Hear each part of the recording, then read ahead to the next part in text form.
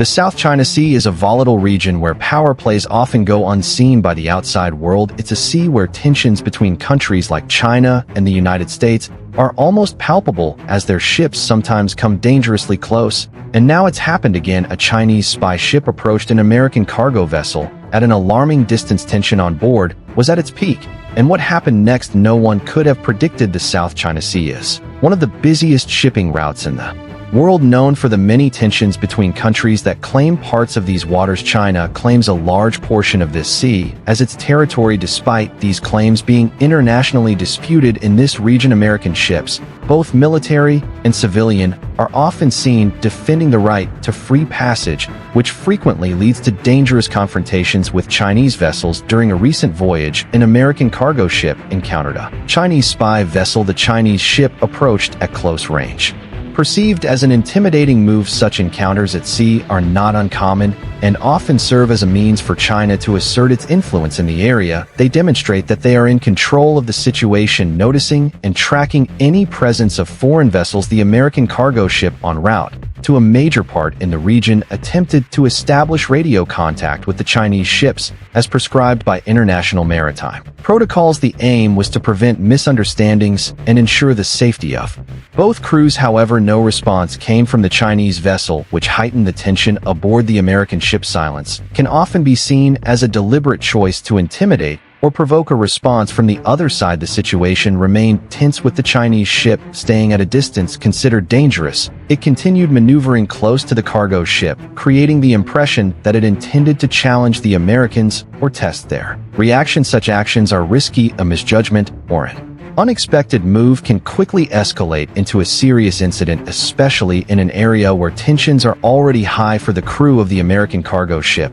it was essential to remain calm and avoid responding in a way that might escalate the situation. The captain issued clear instructions: take no aggressive actions and monitor the situation without jeopardizing the ship's safety. This is a common tactic in such situations to adopt a cautious stance and avoid provoking further incidents. The presence of military and surveillance ships in these busy waters remains a constant source of tension, and each incident adds to the growing unrest in the region. But what makes the South China Sea such a hot spot, and why are China and the United States so active here? To truly understand this situation, we need to take a step back and look at the bigger picture of this region. The South China Sea is one of the most strategic waterways in the world. Each year, trillions of dollars worth of trade goods pass through it, making it a vital artery for the global economy. The strait serves as a lifeline for shipping, especially for energy supplies like oil and gas that are transported to various parts of Asia. China,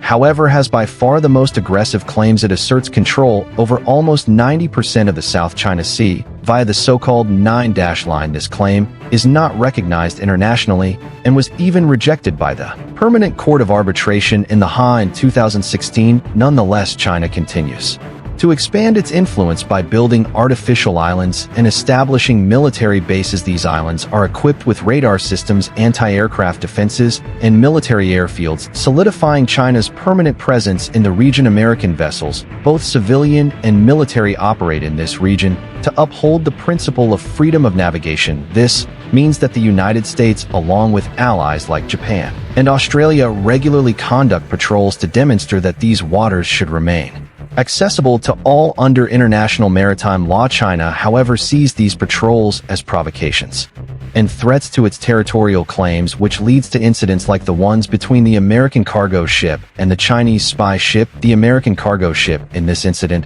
was a large commercial vessel tasked with transporting essential goods through these disputed waters. These ships are often equipped with modern communication systems and safety protocols to de-escalate such confrontations. This particular cargo ship was carrying out its mission in close coordination with the U.S. Navy, which patrolled nearby to ensure safety. The U.S. presence in the region is not only aimed at keeping shipping routes secure, but also at supporting regional allies and sending a clear message to China that the international community will not easily allow one nation to control access to these vital sealings. The Chinese spy ship that approached the cargo vessel likely belongs to the People's Liberation Army Navy of the People's Republic of China. These ships are often equipped with advanced surveillance technology to monitor foreign vessels, and are designed to gather intelligence and support other military units. By behaving in this manner, China likely intended to send a message they see and control everything that happens within what they claim as their territorial waters. Now, these situations are not without risk. Both crews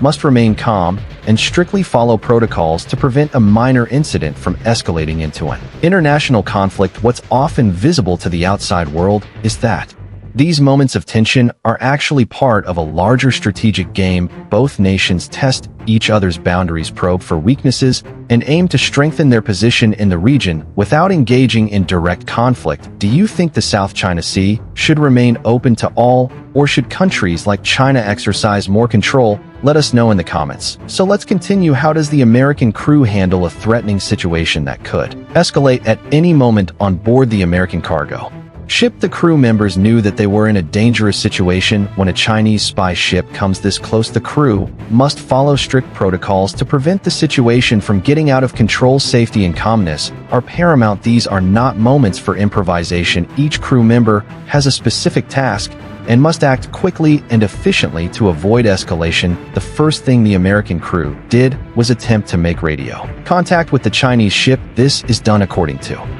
international maritime guidelines to prevent misunderstandings that could lead to accidents. However, the lack of a response from the Chinese side made it harder for the Americans to assess the intentions of their adversaries. The uncertainty created a tense atmosphere on board the cargo ship, then sent out a series of standard warning signals, such as sounding the ship's horn, which is an internationally recognized method to signal potentially dangerous situations. The Chinese spy ship, however, remained close by, which only intensified the threat. The captain of the American ship had to consider different scenarios. Should they change course to avoid the situation, or should they maintain their current course to avoid showing that they were intimidated? In such cases, every decision is crucial, as even the smallest deviation can be misinterpreted by the other side. The American crew was ordered to take several preparatory measures. Safety protocols required certain areas of the ship to be closed off in case the situation escalate.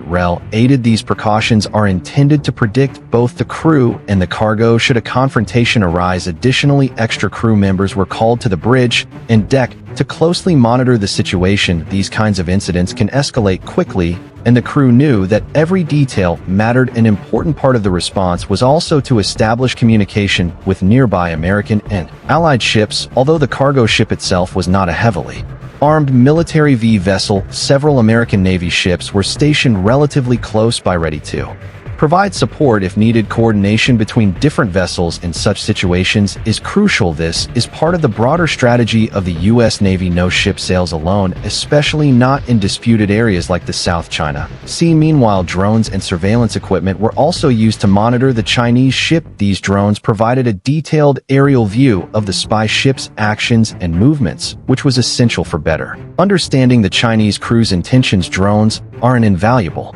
part in such situations, as they can quickly relay information to the ship's command post, aiding in making the right decisions. The U.S. government has repeatedly emphasized that the South China Sea is international waters and that they will continue to advocate for free navigation. This means that the U.S. regularly conducts military exercises in the region, often in collaboration with allies like Japan and Australia. These exercises are intended to show that the world will not allow one country to control access to these waters. They also sent a clear signal to China that the international community will not be intimidated. Japan, concerned with its own maritime security, has also actively participated in joint exercises with the US and other allies. Japan sees China's growing military assertiveness as a direct threat to its safety, especially since Japan relies on free shipping routes for its trade and energy supplies. As a result, Japan has significantly increased its defensive spending and has strengthened cooperation with other countries in the region to form a collective counterweight against China. Australia, which also has strong economic interests in the region, has likewise increased its involvement. Despite its strong trade relations with China, Australia has become increasingly critical of China's military expansion in the South China Sea. The country has conducted joint military patrols with the US and Japan and is actively involved in diplomatic initiatives to curb China's influence. However, these actions have also led to tensions with China, sometimes resulting in economic repercussions such as trade restrictions imposed by China. The diplomatic consequences of these ongoing tensions are far-reaching. On one hand, they lead countries in the region to work more closely together to protect themselves against China's expansion. On the other, it results in an increased military presence in the region, heightening the risk of incidents and misunderstandings. Each party is walking a fine line, with every step closely watched by both allies and rivals within ASEAN, the Association of Southeast Asian Nations. The situation also creates some divisions on an international level. The situation in the South China Sea has also led to heightened diplomatic tensions between China